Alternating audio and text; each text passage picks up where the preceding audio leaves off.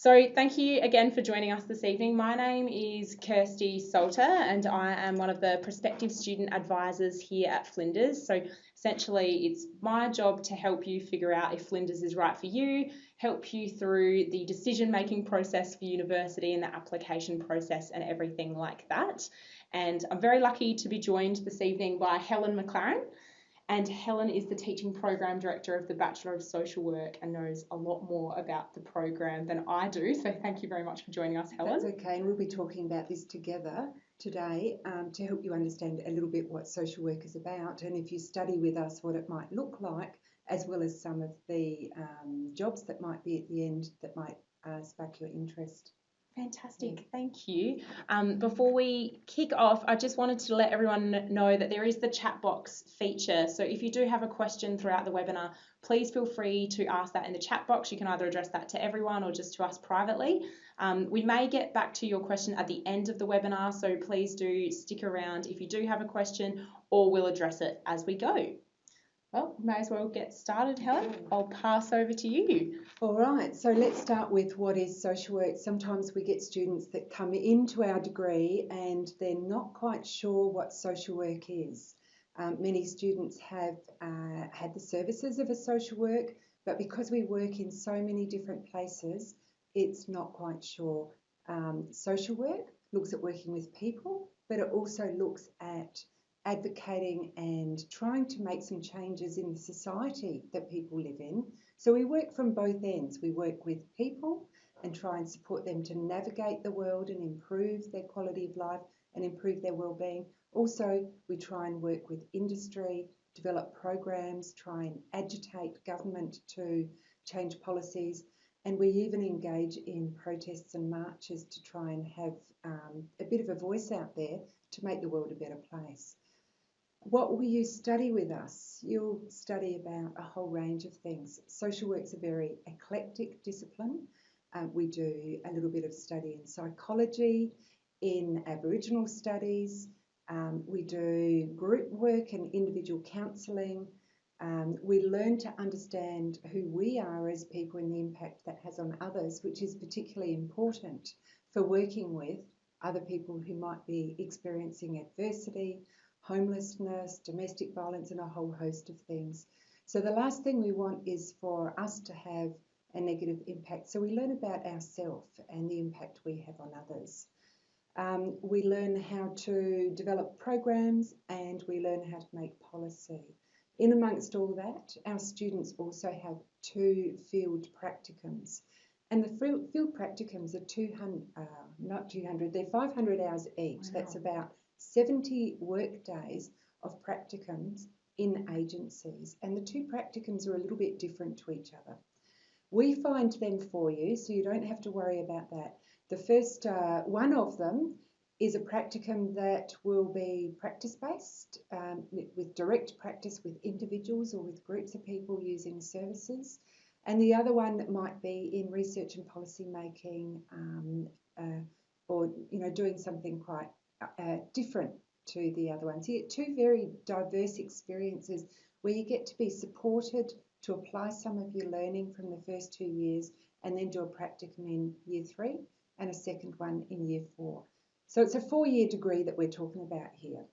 The good thing about a 4-year degree is it will provide you with a qualification, a profession at the end. So once you do your 4 years, you can work as a social worker. You don't have to do a master's or anything else on top to be able to work as a social worker. The things our students do is what we're going to cover and where the jobs are and how you might be change agents. Back to a little bit more detail. Social work combines knowledge from psychology and sociology. So the psychology gives us inherent knowledge about the individual, about how the mind works and how that interacts with how they operate in the world.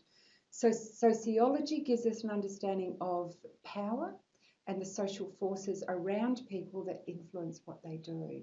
So we learn about how those 2 things interact so that we can work with people experiencing a whole range of adversities. Some of those people that we might work with experience adversity due to the childhoods that they've had and maybe family conflicts. We work with people who might be experiencing domestic violence. We work with other people who might be experiencing the effects of having a mental illness or substance misuse. And we view working with these people that their experience of living in the world is impacted by the world around them. So if we can advocate and help the world around them to understand what's happening to them, they can supposedly have some better well-being and better experiences despite the other things going on in their life. So again, people and their social worlds, we help them navigate their worlds. We help people connect up with other services. We might support people engaging with Centrelink, with mental health services, with drug and alcohol services. Some social workers in their practice might go with people to other places to engage because it's very hard if you are not coping in the world to actually make contact with other agencies. So we do a lot of work with people, whether it's people that come to services or whether it's people that are trying to drive changes to those services. And it's addressing those key challenges in society like domestic violence, addiction, racism, a whole host of things. So that takes us probably to our next slide. These are the core issues that we want to change in society in the work we do with social work. We want to start breaking down some of the class and race and prejudice issues that people who don't have, I guess, chances to prosper as well as others in the world experience a whole host of other things when they just can't get on. Depression, oppression, a whole host of things. Some of the big issues that we want to change in the world is some of the most abject issues, abject hunger and poverty and corruption and unemployment. So social work's not unique to Australia. We have social workers who go and do internships at the end of their degrees over for UNICEF or the UN, other places. Just the other day I took, not the other day, a few weeks ago I took a student who I hosted on placement. She was doing her field practicum on a project that I have with an Indonesian partner, and we went to Indonesia together and delivered a series of workshops for women to try and advance their leadership.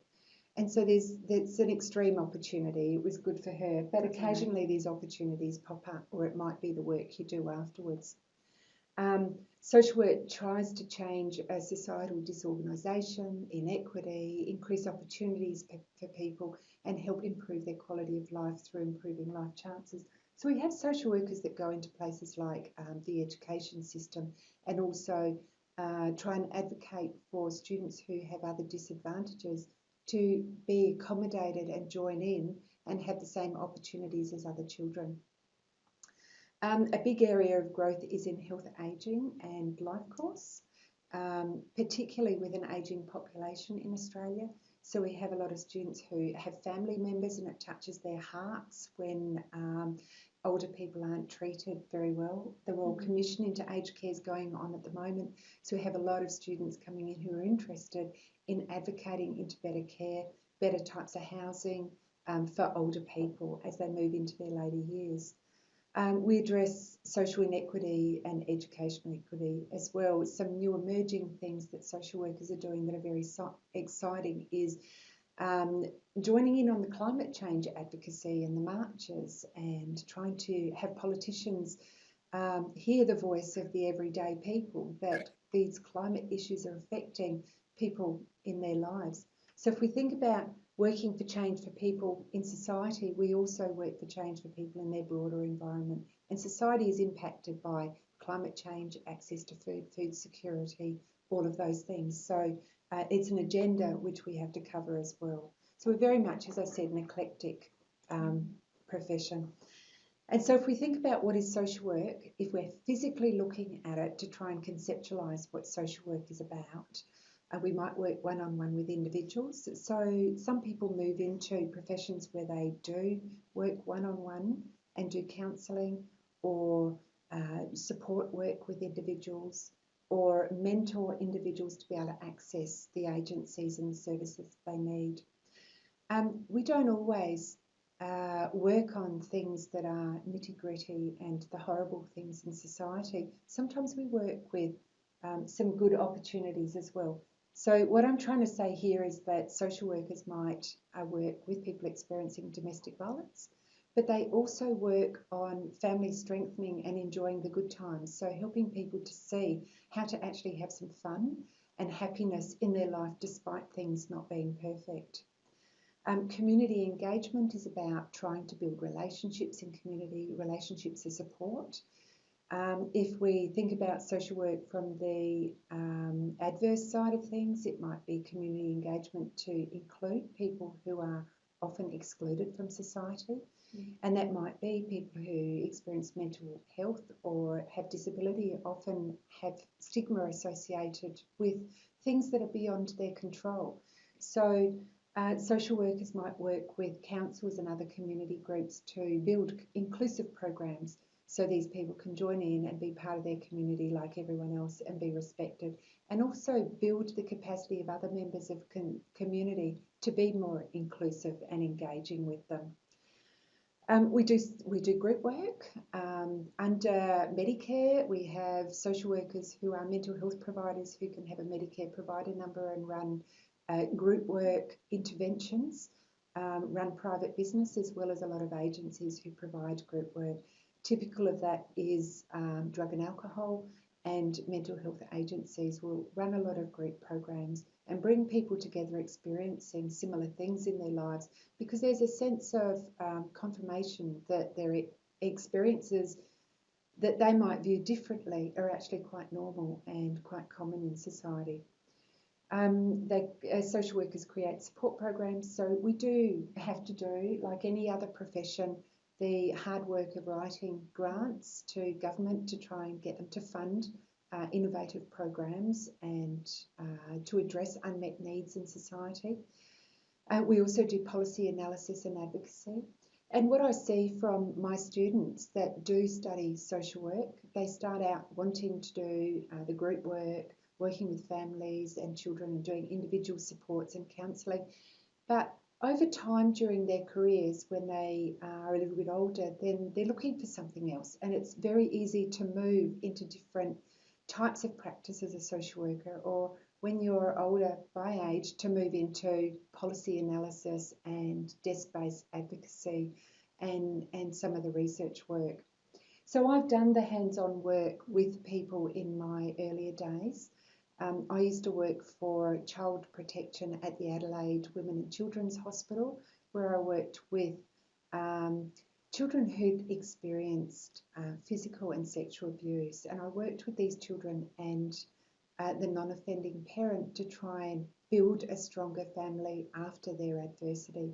And it was a really good place to work because I was part of a turning point for those children, and for the families too.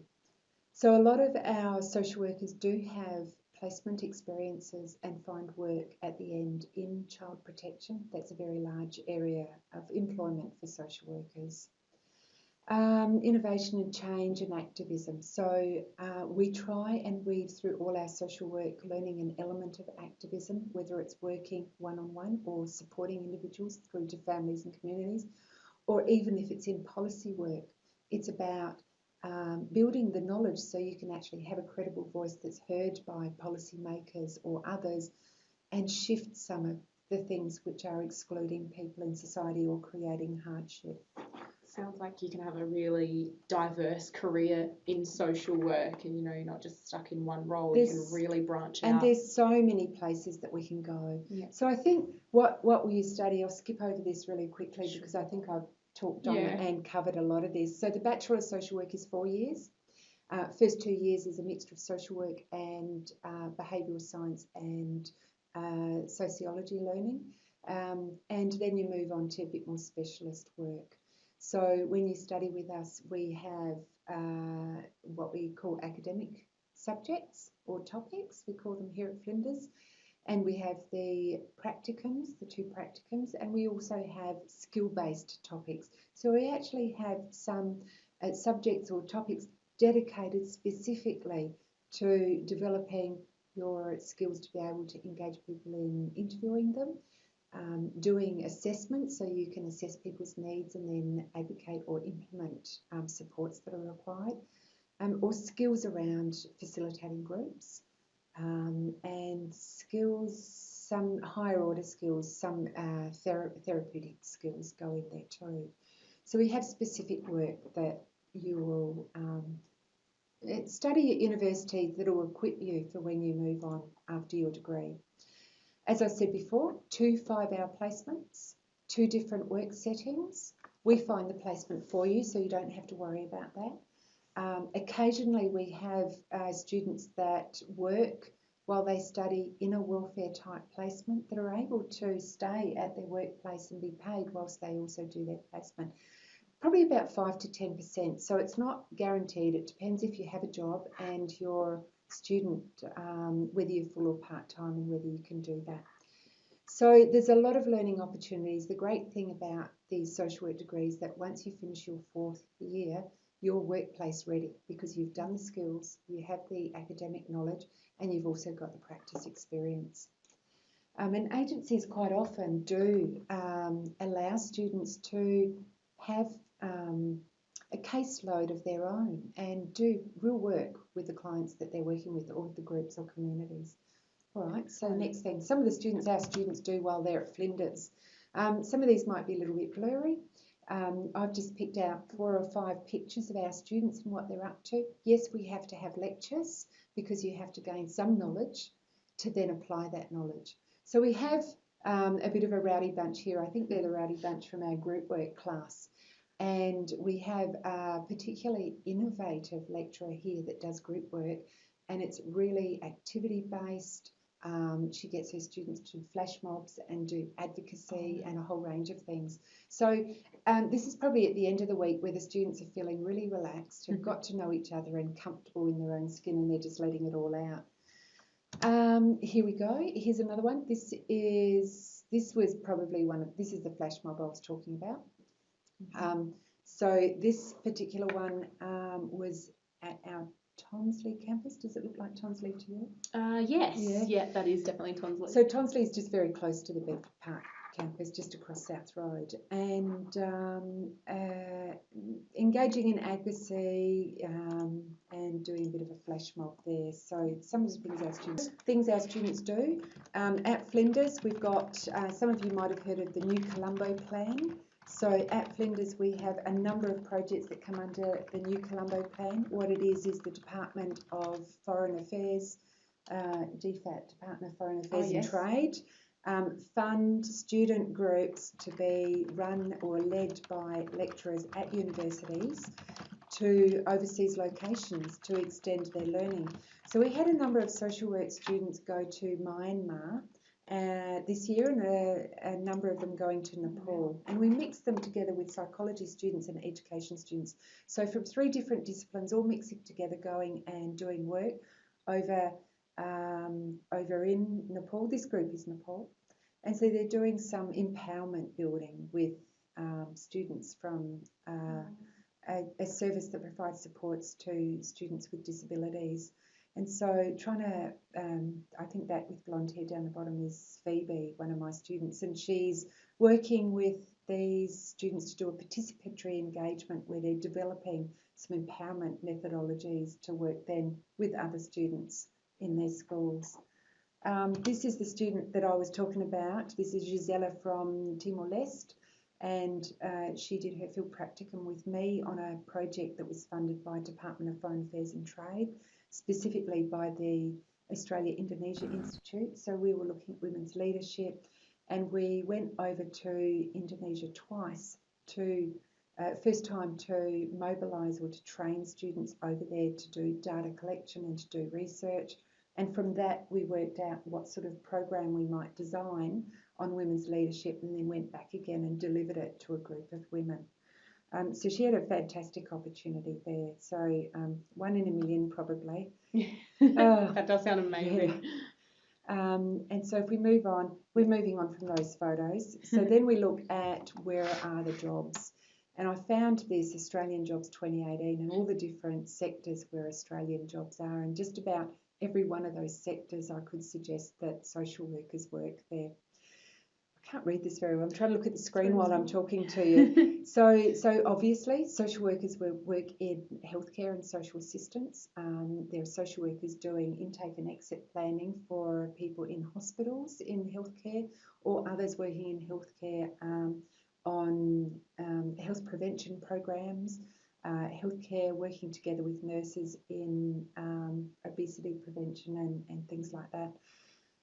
If we look at the construction industry actually employs social workers in their employee assistance schemes. Where often they set up employee assistance schemes where employees who have issues going on not only in the workplace but also with families can go and get counselling and supports, and also family members can go in and receive the same services. If we look at professional, scientific and technical services, well, that's research and lab work, and social work engages there. Education and training, school social workers by the Education Department are now in schools that have students which are under the guardianship of the minister.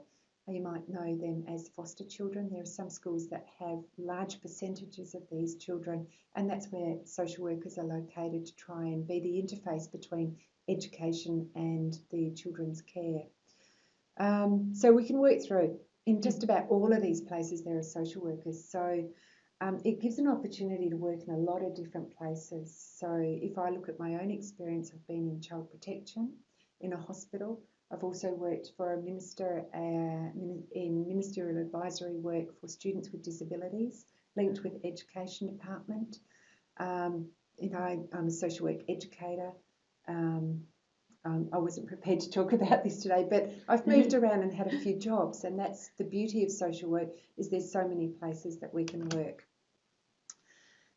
Social work, I looked up where are the jobs. It's a large occupation because it traverses so many places.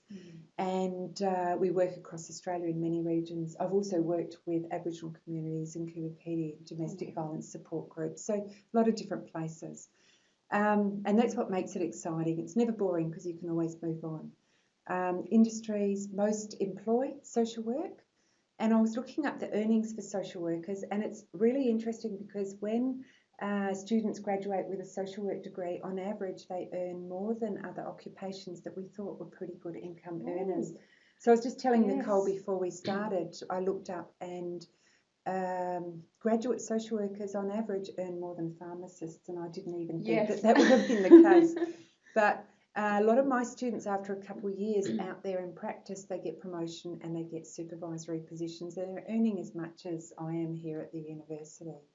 So it depends on where you end up, where you go. You might work in government, you might work in non-government organisations, or even go overseas and do something. And so I had a quick look on the jobs online to see who was advertising for social workers. And so union organiser advertised for someone with a social work degree, a career assessor at a job at network agency, by Life Without Barriers, which has got a lot of different services in aged care, in careers in mental health and disability. So a lot of these large employers cover a lot of different areas in themselves. Project officer doing LGBTI communities, so doing research and project work, which then leads to advocacy, because if you've got the knowledge, you can then advocate.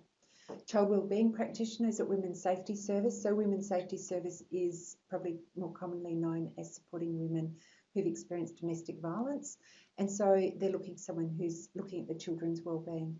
And the next one, program manager in counselling, so leadership positions, or the last one, community support assistant. So it's quite diverse just from looking on one day and picking out just randomly a few jobs. How do we apply? Is this your job? Yes, I think so. You got 4 you probably minutes deserve left. a break You've now. got 4 minutes. I didn't Thank draw a breath. you. Sorry, Nicole. So before we go on to the applying, I just wanted to sort of mention that there is a Masters of Social Work option, and that is available to people who have completed another degree. So like for myself, for example, I've got a psychology degree from Flinders, so if I wanted to study social work, I would have to go on and do a Masters of Social Work. But the really great thing is that is an option. So if social work is something that you're considering, but maybe you really wanted to go and do another degree first, you can always come back and do a Masters of Social Work in just 2 years as well. So definitely keep that in mind. As for the actual applications, I believe most of you have likely already got a SATAC application in, so that's fantastic if you do already. If you want to have a chat to us about how to order your preferences and things like that, please do get in contact with us. It can be really confusing, especially for those of you who are in year 12 and you're probably hearing different things from all of your friends. Please just reach out to us. That's our job to help you with your preferences and everything like that. The first early closing date for those who haven't applied has already passed, so it just means you can still apply. You do just have to pay a late fee, but we recommend you apply before Monday the 2nd of December to get something called equal consideration. There are going to be 2 main offer rounds. So we do have an offer round that will happen on Friday the 20th of December 2019, and then we also have another offer round in January, which is on Friday the 10th. Some offers are made before those dates if we do have any people coming through adult entry in the room. Now, if you would like to find out more, we do have some questions coming through, so thank you for that. I'll just skip through to the next slide quickly while we get back to you. If you would like to find out some more, please get in contact with the prospective students team. You are welcome to screenshot this slide that's coming up now. That's got our contact details on it. Feel free to get in touch. We'll definitely get back to those of you who have asked us questions as well. But we have some other webinars coming up. So if you just jump on our website and search for webinars, you'll be able to see the full list there. They're not all course specific. Some of them are about broader things like scholarships and university life and things like that, all that exciting stuff that's coming up. So definitely have a look at that. If you've got any questions, feel free to hang around and ask them in the chat box and we'll get back to you. But thank you so much, Helen. That was far more comprehensive than my talk on social work would have been. I hope I didn't put you to sleep. Anyway, I think there's a few questions that we're about to answer. Even if the video stops, we'll make sure we answer them. Definitely. Thank you, everyone, for joining us.